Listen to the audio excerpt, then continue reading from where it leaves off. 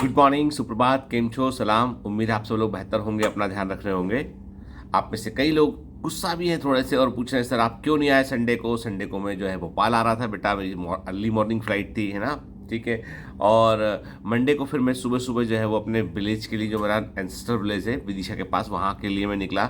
और यार इतनी ठंडी है भोपाल के अंदर कि मतलब मैं क्या बताऊँ कि मेरे को मतलब बॉम्बे से भोपाल आओ ना तो आपको स्पेशली इन दिनों में तो आपको ऐसा लगता है जैसे कि आप कहीं पे हिल स्टेशन पे आप आ गए हो। ठीक है। मतलब सुबह के समय और रात के समय मतलब ऐसा लगता है कि मतलब कि अच्छा खासा ठंडा रहता है। दिन में थोड़ा सा ठीक हो जाता है ये। खैर, तो सुबह सुबह फिर मैं अपने गांव के लिए निकला। और उसके पहले मालूम है, उसके पहले जो सैटरडे को नाइट को हम लोग फिर एक जगह, एक हमारे फ्रेंड है, उन्होंने उनकी मैरिज एनिवर्सरी थी तो उन्होंने घर पर अपना डिनर रखा था। तो रात को 1 डेढ़ बजे तक वहाँ रहे, फिर सुबह 5 बजे उठ के फिर फ्लाइट पकड़ा। मतलब बड़ा हैक्टिक रहा 2 3 दिन पिछला। और अब मैं अपने गांव जाने का, मैं हर बार सोचता था कि मैं अपने गांव जाऊंगा। और इस बार मैं तकरीबन 15 मुझे लगता है कि 2010 के बाद में अब गांव जा पाया मैं। हर साल ऐसा नहीं कि मैंने कभी सोचा नहीं, मैंने हर साल सोचा कि मैं गांव जाऊंगा, लेकिन इस बार चूंकि मेरे भाइयों ने बोला कि पिताजी को 15 साल 15वीं वर्षी है उनकी, तो इस बार तो आ जाना गांव, है ना। ठीक है, हर बार तुम नहीं आते हो, आप आते हो, है ना। और इतना भी क्या व्यस्त हो, है ना। तो मैंने कहा यार बात तो बिल्कुल सही है ना। हर बार हालांकि क्या होता है कि हम अपने घर में ही जो है वो जो होता है, जो पिताजी को फूल चढ़ाना वो सब, लेकिन उन्होंने कहा नहीं उनको वहाँ आना चाहिए। तो फिर मैं गाँव गया इस बार। गाँव में मैंने एक बात देखी है कि मतलब इतने सालों के बाद मैं गाँव गया, मेरे चाचा जी, चाची जी, बाकी लोग, मेरे कजिन्स सब मिले। मतलब गाँव के अंदर आपकी जड़ें जो होती है ना वो गाँव के अंदर होती है ना, तो आप जब वहाँ पहुँचते हो आपको एक अलग तरह की फीलिंग होती है। इवन हवा के अंदर आपको जब सांस लेते हो ना तो आपको एक फ्रेशनेस समझ में आती है, आपको आज भी ऐसा है। और मैं चाहता हूँ कि गाँव का विकास हो, लेकिन विकास उस कीमत पे ना हो कि जहाँ पर हम शहर बन जाए हो। क्योंकि शहर अलग है, शहर अलग है। शहर जो है उनका मुकाबला आप मतलब गांव से मुकाबला नहीं कर सकते। गांव में नेचुरल रिसोर्स का जितना अच्छे से इस्तेमाल लोग कर रहे हैं, और थोड़ी बहुत सुख सुविधाएं कम होती हैं, जिसके लिए जो है वो गवर्नमेंट को प्रयास करना चाहिए, कर भी रहे लोग बाग। ठीक है। लेकिन जो प्रेम वहाँ पर है, जो मिनिमलिस्टिक लाइफ जिसको बोलते हैं कि न्यूनतम पर जीवन जीना, और मतलब प्रकृति को सहज के रखना, वो आज भी गांव के अंदर है। और फिर जब आप अपने गांव जाते हो तो बहुत सारी अपने परिवार की पुरानी पुरानी कहानियां भी सुनते हो, आप जानते हो उसके बारे में। अच्छा लगता है सब देख के। तो मैं वही बोलूँगा आपसे कि मतलब मैं कई बार ये सोचता हूँ कि हर व्यक्ति बहुत इम्पोर्टेंट है समाज में। ठीक है। हमें कई बार लगता है कि सिर्फ हम सोचते हैं ना कि हम एक दूसरे को मोटिवेट करते हैं, मोटिवेशनल बातें करते हैं कि ये करेंगे तो बहुत अच्छा होगा, वो करेंगे तो बहुत अच्छा।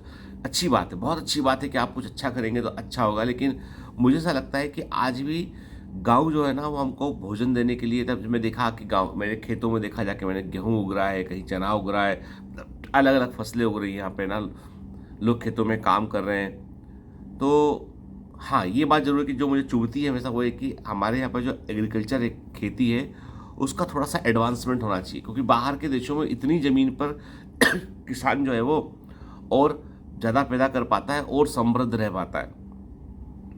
तो थोड़ा सा कृषि का आधुनिकीकरण जो है वो होना चाहिए, और अवेयरनेस किसानों को जो है वो भी जो है वो देना सरकार की जिम्मेदारी है, वो भी होना चाहिए। खैर बहुत सारी चीज़ ऐसी जो होना चाहिए टाइप की। ठीक है।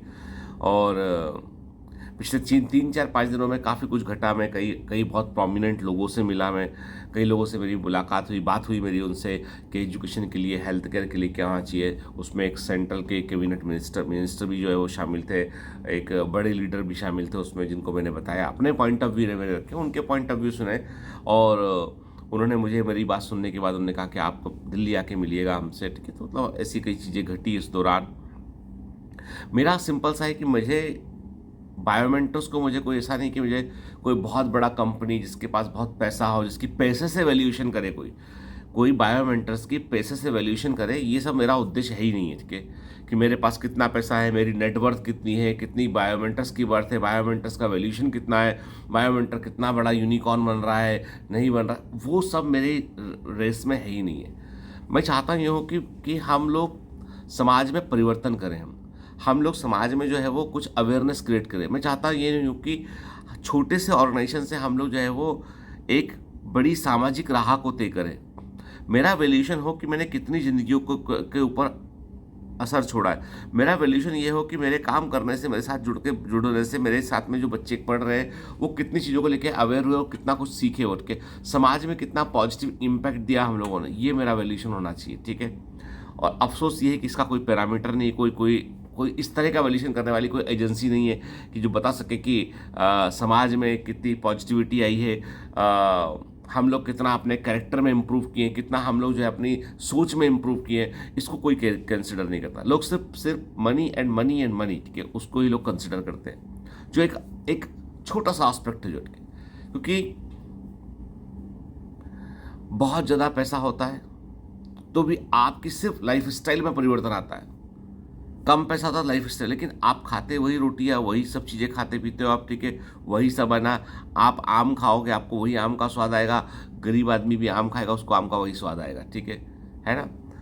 भूख दोनों को लगेगी, नींद दोनों को आएगी, ठीक है। तो मतलब ऐसा है कि पैसा एक लेवल के बाद जो है ना वो समाज का ही हो जाता है, वो कि आपकी कैपेबिलिटी है कि आपके पास माँ लक्ष्मी प्रसन्न है, आप अच्छा काम कर रहे हो, खूब सारा पैसा आ रहा है, लेकिन उस पैसे से आप जो है वो और समाज में क्या बेहतर कर सकते हो वो आपको सोचना होता है। खैर, ये तो एक एस्पेक्ट हो गया। एक बड़ी मज़ेदार बात मुझे जो है वो, चूँकि मैं सैटरडे को रात को जब कहीं पे डिनर पे था, हमारे मित्र हैं वो मुंबई पुलिस में काफ़ी बड़ी पोस्ट पर हैं, तो उनके घर पे डिनर था।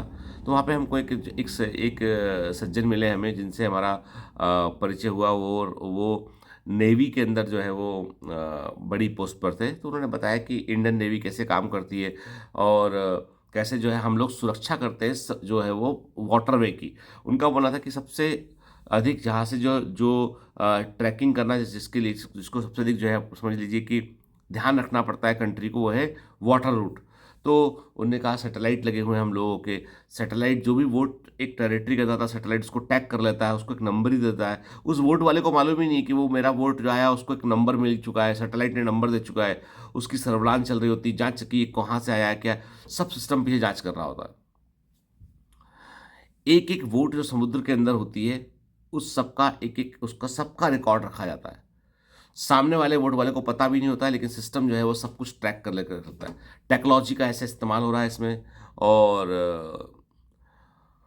समुद्री सीमाओं की सुरक्षा करने के लिए कई सारी जगह पर जेट प्लेन भी तैनात होते हैं कि यदि कोई खतरा हुआ तो तुरंत जेट प्लेन, हेलीकॉप्टर तुरंत उड़ के वहाँ पहुँच जाए वो, ठीक है। और 24 घंटा, एक भी मिनट का समय खराब नहीं करते, 24 घंटा जो है वो मुस्तैद रहते हैं देश की सुरक्षा में वो लोग। कोई इफ नहीं, कोई बट नहीं। उनका ट्रेनिंग बताया उन्होंने कि कितना टफ ट्रेनिंग उनका हुआ करता उस ज़माने में। तो मैं सोच रहा था ये कि ये लोग 20 था आपको, वो जब एनडीए में गए उनकी उम्र जो है 19-20 साल उनकी उम्र रही होगी, तब से लेके अब तक ये लोग जो है वो लगातार और जब मुझसे मिले उनकी एज हार्डली 35-36 ईयर के आसपास होगी, और वो मतलब बड़े अफसर यहाँ पे। तो मैं कई बार सोचता हूँ ना कि आपको लगता है कि आपको सिर्फ पढ़ना कठिन लगता है, आपको सिर्फ पढ़ना कठिन लगता है, लेकिन कुछ लोग जो है वो सच में बहुत कठिन काम कर रहे होते हैं। वो आपकी हमारी सुरक्षा के लिए 24 घंटे तैनात रहते हैं, 24 घंटे ड्यूटी कर रहे होते हैं। जरा खतरा हुआ कि फाइटर प्लेन उड़ जाते हैं, हेलीकॉप्टर उड़ जाते हैं, तुरंत के लगातार सर्विलांस चल रहा होता है, क्योंकि आपके देश की सुरक्षा करनी है, आप लोगों का घर सुरक्षित रहे उसके लिए काम करना है उन्हें। तो मैं कई बार सोचता हूँ डिफेंस वाले कितना मेहनत करते हैं। तो मैं जब भी ऐसे लोगों से मिलता हूँ ना, पुलिस से, डिफेंस वालों से, इनसे, तो मुझे लगता है कि मेरा काम तो बहुत आसान काम है मेरा, ये लोग तो बहुत टफ काम कर रहे हैं, मेरा तो बहुत आसान काम है। ईश्वर ने मुझे एक आसान काम पकड़ाया है, और लेकिन उसने ये भी कहा है कि इस आसान काम से बहुत सारे लोगों की ज़िंदगी पर फ़र्क पड़ना चाहिए, पॉजिटिविटी आना चाहिए लाइफ में बेटा। हर बार एक याद रखो, एक डायरी मेंटेन रखो।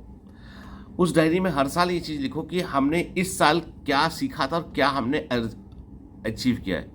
Your diary should always be in positive mode, कि आपने इस साल का इस्तेमाल ऐसे किया है। साल ख़त्म होने को है, दिसंबर जो है कुछ दिनों बाद ख़त्म हो जाएगा, और आपको ये दिमाग में डालना पड़ेगा कि इस महीने मैंने क्या ऐसा सीखा, मैंने जो इस साल मैंने क्या ऐसा सीखा जो मेरे अगले साल मेरी लाइफ को इम्प्रूव करेगा, ठीक है। और आजकल जो मैं अभी हाल ही में एक संदीप महेश्वरी जी का मैंने एक वीडियो देखा था, इसमें उन्होंने बताया कि स्कैम बिजनेस से बचिए।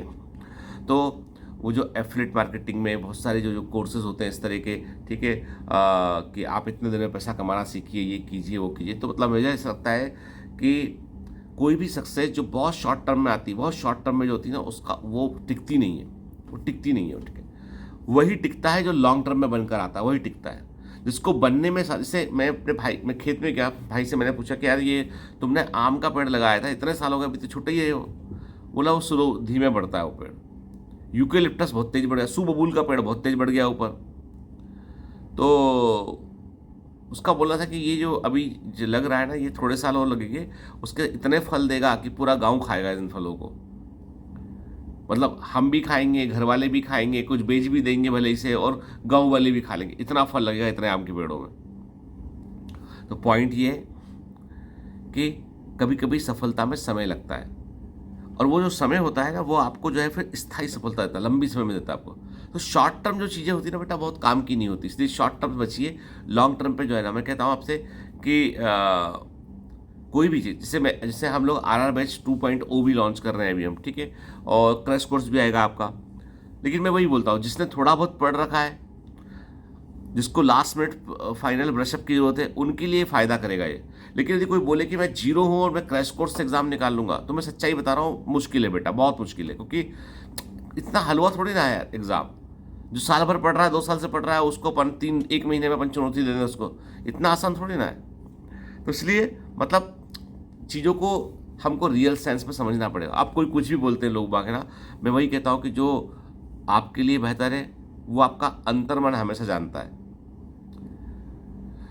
चलिए, मेरा कल गाँव जाने के बाद मुझे ऐसा लगा कि मुझे लोगों से मिलना चाहिए और बाहर निकलना चाहिए, आप लोगों से मिलने मुझे आपके शहर आना चाहिए, कुछ कुछ मुझे करते रहना चाहिए, ताकि कि मुझे भी बहुत कुछ सीखने मिले। मैं हर बार जब भी कहीं जाता हूँ कुछ ना कुछ सीखता हूँ, और मैं हमेशा कहता हूँ ना, सीखना बंद तो फिर जीतना बंद। तो जीतना है तो सीखना पड़ेगा आपको। चलिए, have a great day, all the best, bye bye.